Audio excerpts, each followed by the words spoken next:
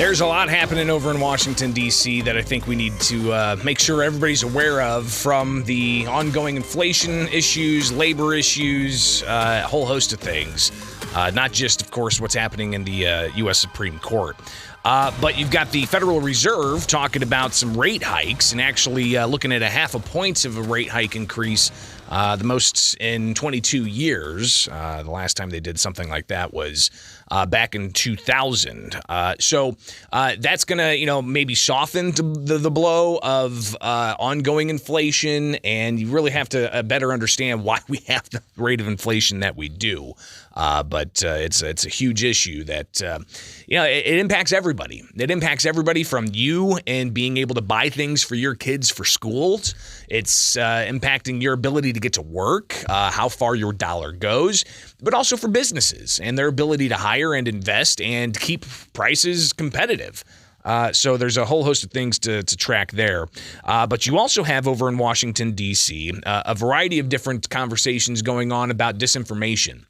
And here with Springfield's Morning News, I'm Greg Bishop at 6:43. And, of course, you can chime in live and local. The phone number is 217-629-7970. Again, 217-629-7970.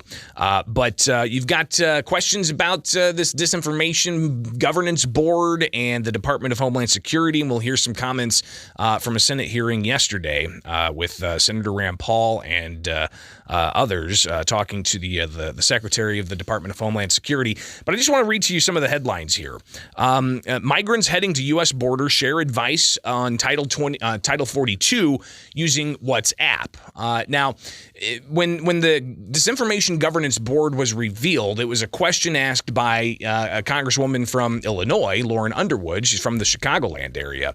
And ultimately, she asked, hey, we know that people are coming across the border or they're heading this way and they're getting misinformation, and Spanish-speaking immigrants and Spanish-speaking Americans are getting misinformation, but also heading into an election. We've got the prospects of more misinformation coming out. So ultimately, that line of questioning led to the revelation of this Misinformation Governance Board.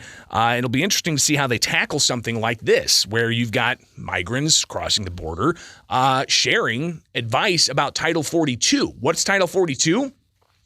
We get in the weeds with this stuff. I'm sorry if you're like, what are these terms?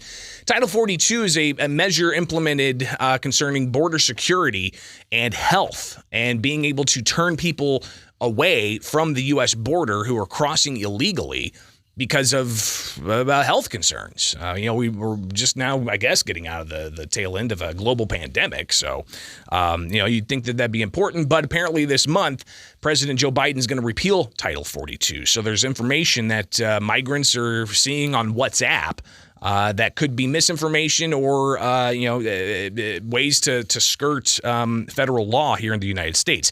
But you also have the issue of the Hunter Biden laptop story, with a headline that the repairman who turned that over to authorities, and ultimately the story getting out before the 2020 election, only to be suppressed by big tech. And then after the election, the revelation that indeed there is a story here, and that the laptop is legit, that it's got very questionable things on it, and that it's the president's son, and he's got tax issues he's going to deal with.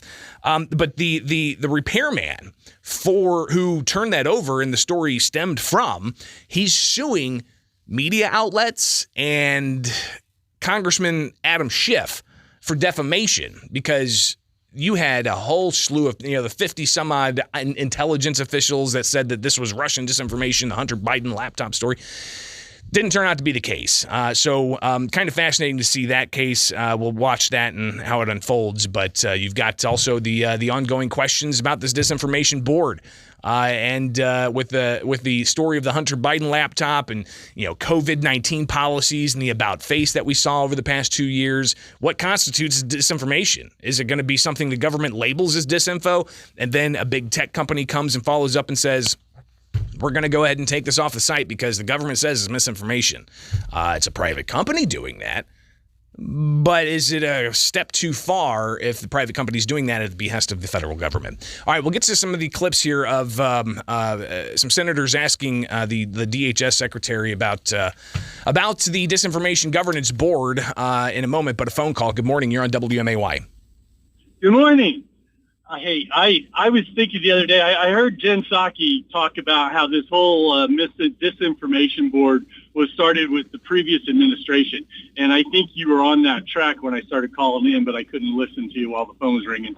But, I mean, it was started during the previous administration. That was to inform illegal immigrants to figure out what bad information they were getting as they were trying to caravan to our borders. That's where it started at. It didn't start with regulating speech of U.S. citizens. Right. And well, that's and where this, they're and going this, with it. yeah, and this particular board stems from the Department of Homeland Security and all of the mechanisms of media monitoring and putting out messaging through, followed after the September 11th, 2001 attacks.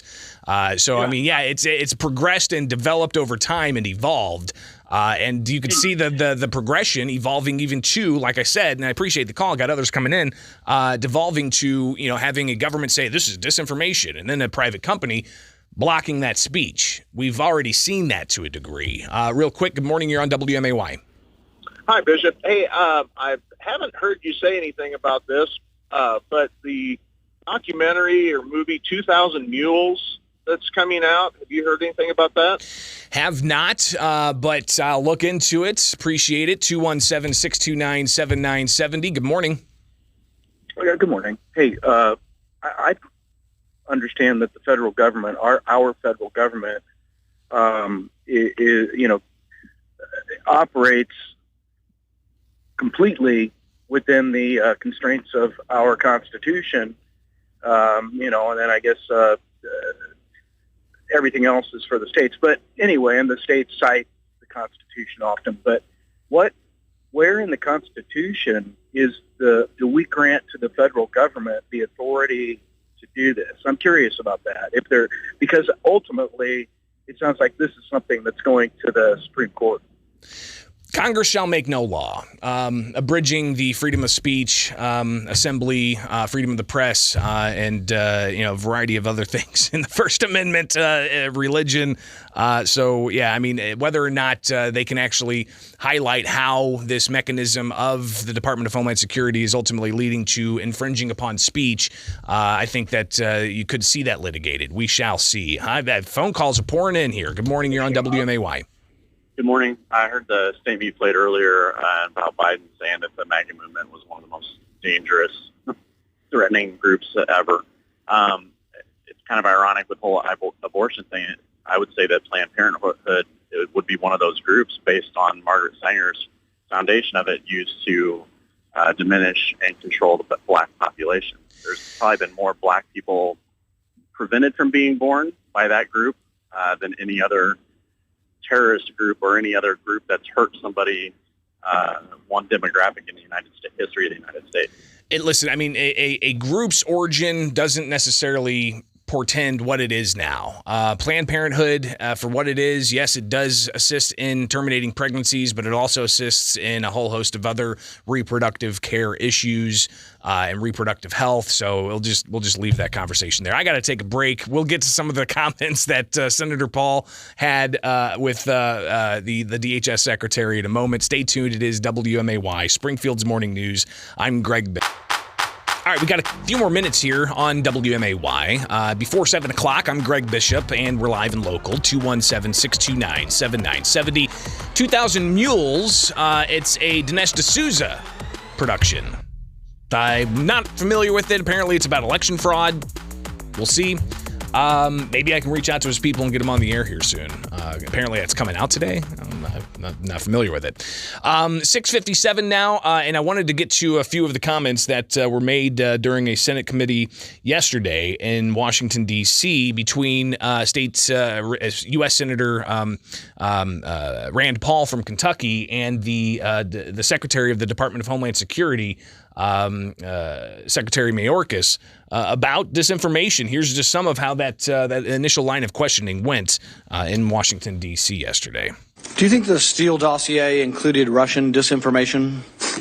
Senator, that's not a question that I'm equipped to answer. It was in the public news. It was you may have heard of it, the Mueller investigation. It was a $32 million investigation that went over a couple of years. Horowitz was an investigator general, and he looked at the FBI's activity in the beginning of this. And what the FBI concluded was that there were FBI agents throughout this period of time who concluded that, yes, the dossier was full of Russian disinformation. So it's kind of fascinating that the Department of Homeland Security Secretary says he's not in a position to talk about that, but when you're talking about a disinformation governance board and you've got this issue of, whether the intelligence community manipulated information for, political purposes, how can you not have an opinion about that? More from Senator Paul and Mayorkas from yesterday. Think of all the debates and disputes we've had over the last 50 years in our country. We work them out by debating them. We don't work them out by the government being the arbiter. I don't want you guardrails. I want you to have nothing to do with speech. You think we can't determine, speech by traffickers is disinformation? You think the American people are so stupid they need you to tell them what the truth is? You can't even admit what the truth is with the Steele dossier. I don't trust government to figure out what the truth is. And then you have Senator Kennedy, who made an interesting kind of pun here. Here's Senator Kennedy with Mayorkas yesterday. Is pretty interesting. When the department picked her, was the department aware of her TikTok videos? Senator, They're really quite precocious. Senator. That's hilarious. All right. It is WMAY now, 7 o'clock. From the Fly SPI studio, take the easy way out. WMAY Springfield.